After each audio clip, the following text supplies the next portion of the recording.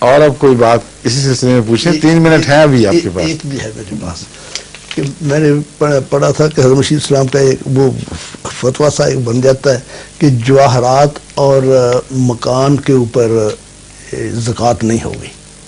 تو اس کی کیا وجہ ہے جب کہ ایک عورت کا سونا ہے وہ استعمال نہیں لیکن کرتی؟ اس کے علاوہ ایک فتویٰ میں نے بھی جاری کیا ہوا ہے، وہ یہ ہے کہ ان مجالس میں فقہی مسائل نہ پوچھا کریں، جی وہ میں نے اس لیے بلکہ جو بورڈ مقرر ہیں، ایک مفتی صاحب مقرر ہیں، ان سے پوچھا کریں پہلے.